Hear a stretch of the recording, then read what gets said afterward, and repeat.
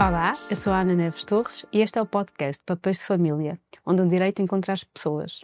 Vamos aqui falar sempre sobre uma visão multidisciplinar sobre os temas que tocam na família e hoje vamos falar de resolução de conflitos. À primeira vista todos pensamos que o tribunal é o único e o local certo para resolver conflitos, mas a verdade é que não é bem assim. Muitas das questões que chegam ao tribunal são questões que na realidade têm um início emocional. Existem aqui muitas camadas a resolver antes de chegarmos à fase tribunal e até podemos conseguir evitar lá chegar. Uma das formas de o fazer é através da mediação de conflitos. É para nos dar a conhecer melhor o que é isto, como é que nós podemos usar. Temos connosco a Cláudia. Olá, Cláudia. Boa tarde. A Cláudia está de parabéns. Trouxe mais um. Vai trazer mais um consigo. Está grávida do seu segundo filho. É licenciada em Serviço Social, mestre em Sociologia e é pós-graduada em Mediação Familiar. E, portanto, vamos aqui falar sobre este tema que nos diz tanto e que a mim me diz muito, porque eu também sou mediadora, embora não exerça. Uso as ferramentas que lá se aprendem para trabalhar com os meus clientes, mas reconheço a importância deste tema e daí o meu convite para estar cá hoje. E vamos começar pelo início, por aquilo que é mais básico, porque quando eu falo de mediação e apresento a mediação a alguns dos meus clientes, eu digo, mas o que é isso? Então, o que é a mediação, Cláudia? Ana, primeiro, muito obrigada pelo convite. É um gosto muito grande estar cá e poder partilhar contigo aquilo que é uma paixão comum, no fundo, não é? Portanto, a mediação é uma paixão para mim e para ti.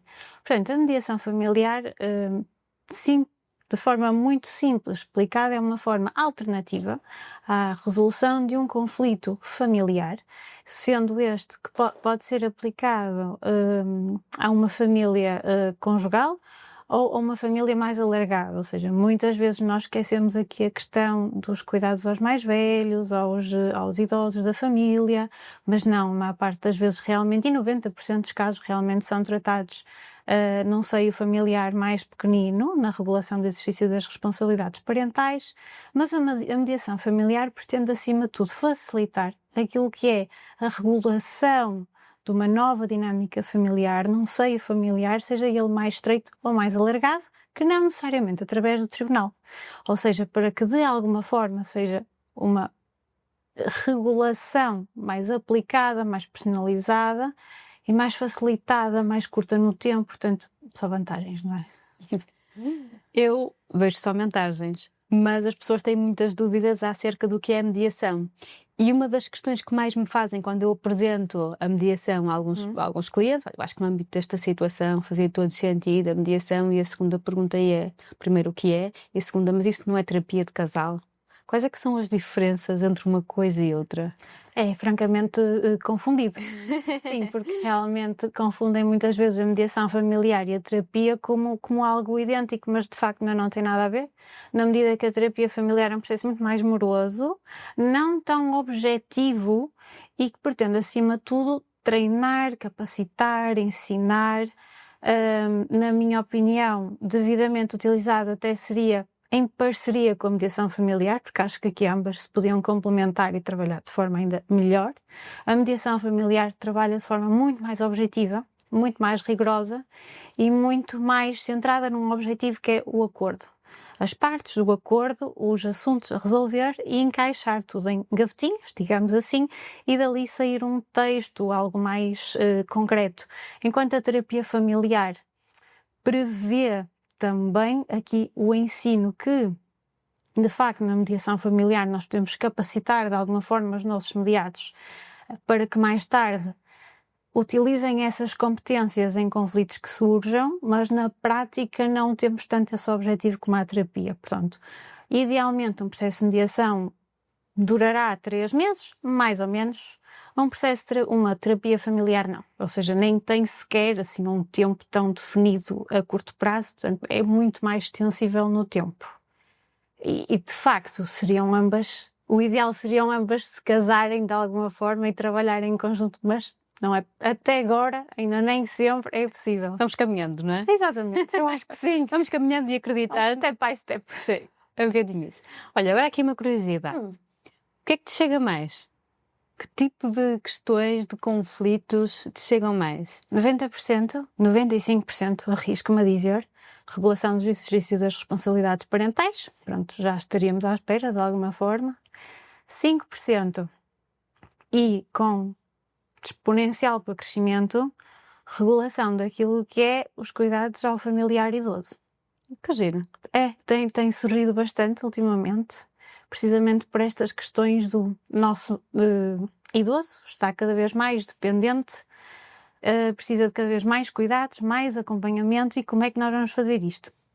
E é interessante percebermos aqui uma coisa que eu até aproveito para partilhar contigo, que é, de facto, quando se tratam de menores, há toda uma maior disponibilidade familiar para cuidar.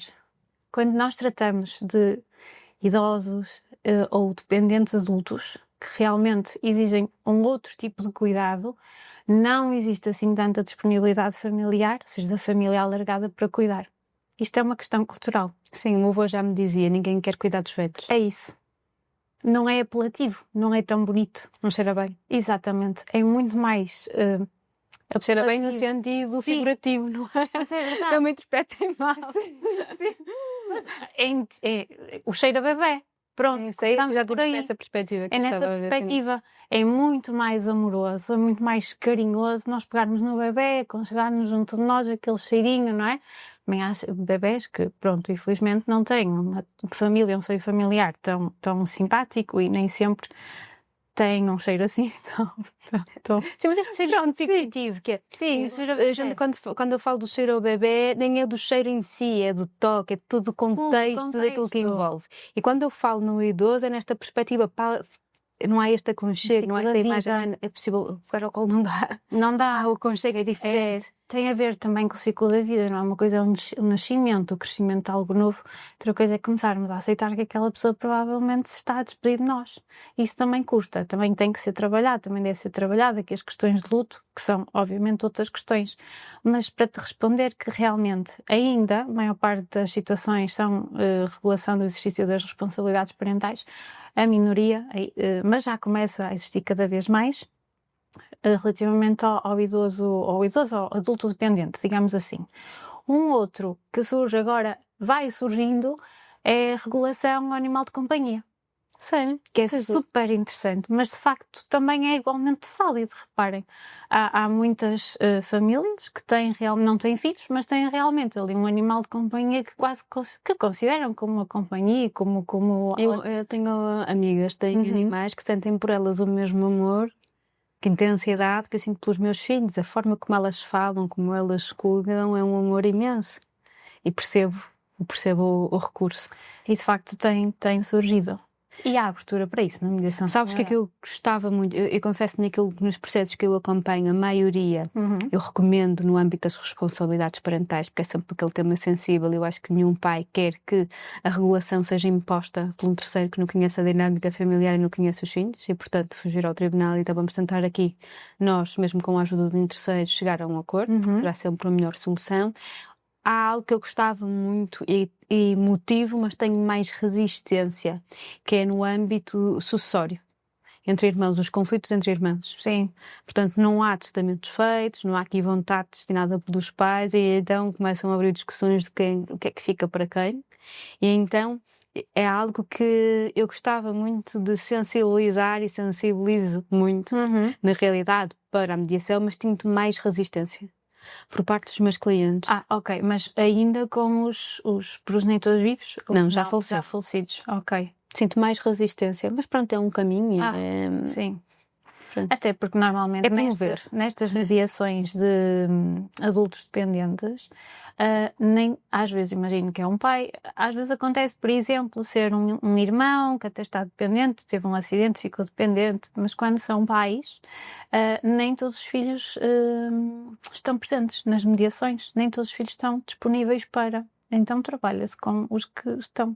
Claro. Mas de facto eu creio que será uma realidade cada vez mais crescente, creio, parece-me.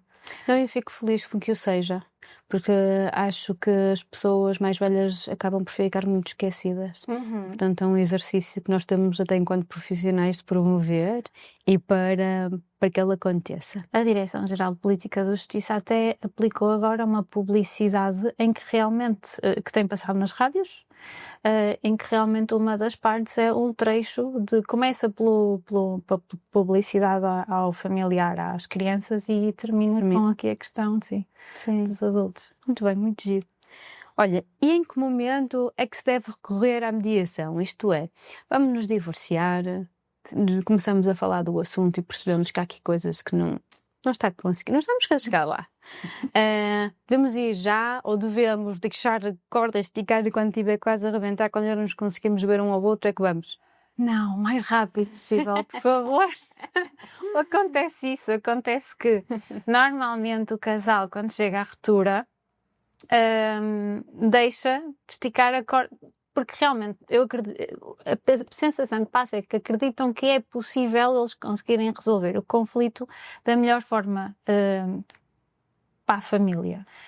E de facto é uma excelente intenção. O que é que acontece? Quando nós realmente estamos em conflito com alguém, quanto mais tempo prolongarmos essa relação de conflito, mais difícil vai ser trabalhá-la. Então, o que é que acontece? Quando chegam à mediação familiar, portanto, já chegam às vezes tarde demais, ou muito tarde, que nunca é tarde demais, na verdade, mas já chegam muito tarde, então tudo é mais duro, tudo é mais difícil, as mágoas são muito maiores, todas as dificuldades que já foram, as pedras todas que já trazem com eles, o saco cheio, ou seja, nada disso facilita, ou seja, realmente quanto mais cedo melhor. Aliás, eu até tenho em algumas situações de mediação que é só uma das partes, ou ambas as partes procuram apenas para uma questão informativa. Ora bem, eu e a minha esposa estamos a pensar divorciar-nos. Como é que funciona isto da mediação familiar? E nessa fase em que as partes ainda estão, os mediados ainda estão numa fase em que ainda se conversam, às vezes um bocadinho pior, mas ainda se conversam, consegue-se facilmente chegar a um acordo, porque ainda existe ali alguma compaixão pelo outro, algum respeito, alguma empatia. Agora, de facto, quando vão deixando as coisas prolongar-se no tempo, toda a relação se vai desgastando cada vez mais e, de facto, é muito mais difícil. Não é impossível, mas vai ser um processo mais penoso para todos, até para mim. Até para mim. Então, Cláudia, vamos imaginar que temos aqui um casal à nossa frente. Qual é a primeira coisa que tu observas? Porque isto na mediação convém estar... Eu gosto muito mais das mediações presenciais porque nos permite estar atento a todos os sinais. Sem dúvida. Então, qual é o primeiro sinal nesta linguagem não verbal que tu observas? A forma como se sentam ou se posicionam. Se viram só para mim ou se também dão aqui, isto não verbal, não é? Ou se dão uma ligeira inclinação um ao outro. Oh, ok. Ok? Porque quando se viram só para mim, eu percebo, ok, o discurso vai ser muito direcionado para mim, provavelmente não vai ser fácil criar já aqui a abertura entre eles também para comunicarem e entre eles e eu assistir ao diálogo. Quando realmente há aqui uma inclinação em que eles às vezes, engraçado, até chegam juntos, que já aconteceu, a mediação corre de outra forma muito mais fácil, muito mais favorável. De facto, quando vem numa postura de a doutora ou o que for, ou a mediada, o mediador é que sabe isto, quando se dirigem a mim é tudo muito mais difícil. Depois com o tempo vai-se trabalhando e realmente eu também os vou educando para falarem um com o outro, mas é um bocadinho esta a postura. Se bem que agora a maior parte das sessões, grande parte delas também são feitas online. Pronto, dificulta aqui um bocadinho mais. Mas de alguma forma o procedimento é o mesmo. Eles não comunicam para eles comunicam para mim. Okay. Ou seja, vai dando esta sensação. E há outros que, mesmo sendo online, via Zoom ou WhatsApp, depois também depende das preferências dos mediados, alguns encontram-se para fazerem a sessão conjunta comigo. É tão giro de se ver. É mesmo bonito. É muito, muito bonito. Sabes que isso já me aconteceu. Eu não estou aqui no Grande Porto, mas acabo por ter alguns processos pelo país, essencialmente em Lisboa. E então, uma vez, um casal estava no âmbito de um processo de divórcio, um agendamento online para Lisboa, e eu estava na expectativa de ter 2 janelas. Não, tenho só uma.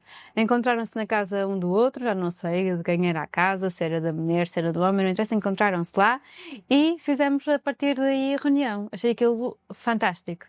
Obviamente que era um divórcio por mútuo consentimento e daí esta dinâmica, mas ainda assim, mesmo no mútuo consentimento, acaba por não ser o mais comum.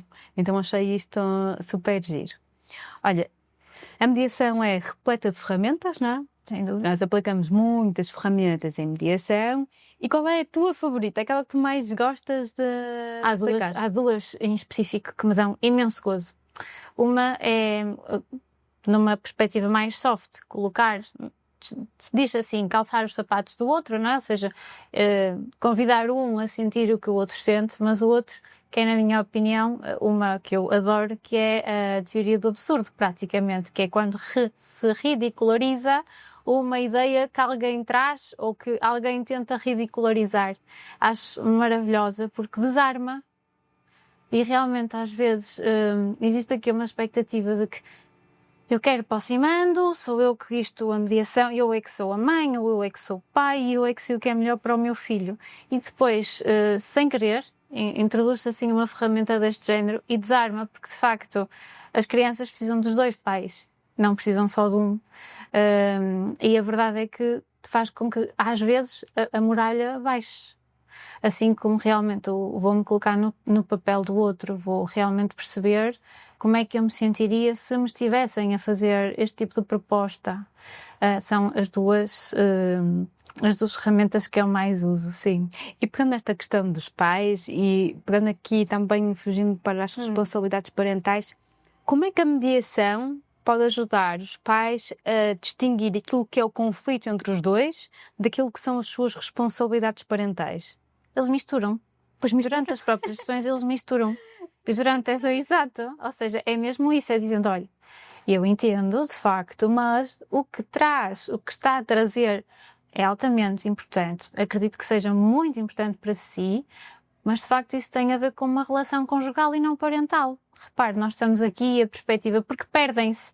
A meio do discurso e a meio da mediação é comum as pessoas se perderem a dada altura, em vez de estarem a tentar regular a responsabilidade parental do filho, já estão a tentar entrar aqui numa disputa daquilo que era a relação conjugal deles. E é precisamente travar isto. Mas às vezes não é importante e necessário ir a esse conflito conjugal para depois conseguirmos então tratar das responsabilidades parentais? É, se não for demasiado circular. Ok. Se não for sempre esse o assunto. E se assim for, faz-se um momento de pausa, uma sessão individualizada com cada um deles para voltar a limpar aquilo que vai ser a mediação familiar. Porque em processos em que há realmente um conflito muito intenso, é normal se perderem. Então também, como é normal se perderem, é normal que depois este conflito vá surgindo, então separa-se, volta-se a apaziguar as águas, digamos assim, e depois volta-se a unir já com as coisas um bocadinho mais alinhadas. Ok. Uma coisa que eu uso muito é mediação. Isso é uma perda de tempo. Isto é uma coisa que não faz sentido para mim. Isso não resulta. Pronto, isto chega-me muito. Sempre com esta questão, com esta teoria.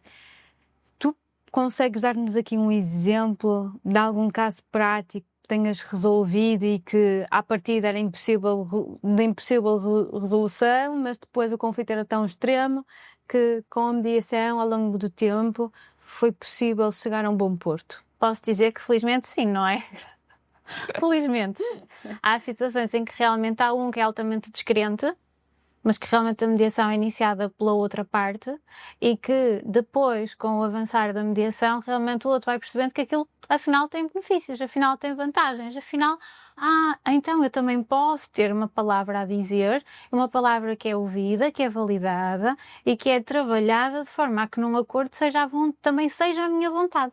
Isto é o mais bonito da mediação, não é? Do que ter alguém que simplesmente decide por nós aquilo que nós queremos em relação às nossas vidas e àquilo que é a educação dos nossos filhos, no fundo. Ou seja, realmente isto acontece e é uma magia maravilhosa perceber como é que acontece. E temos realmente algumas situações.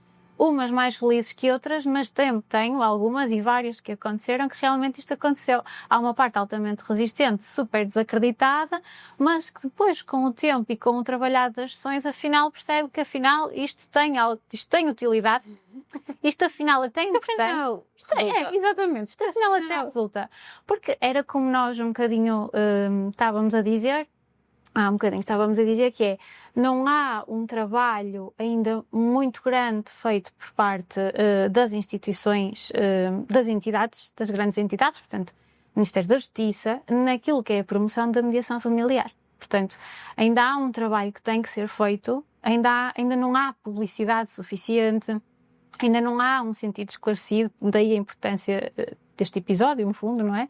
Daquilo que é a mediação familiar, que aplicabilidade tem, quais são as vantagens, que benefícios a longo prazo, que é ainda mais bonito, que é perceber que realmente aquele episódio da nossa vida em que tratamos aquele assunto particular nos deu algumas ferramentas que nós, inevitavelmente no futuro, porque nós nunca nos vamos livrar daquele pai ou daquela mãe que é no fundo o pai e a mãe do nosso filho, não é?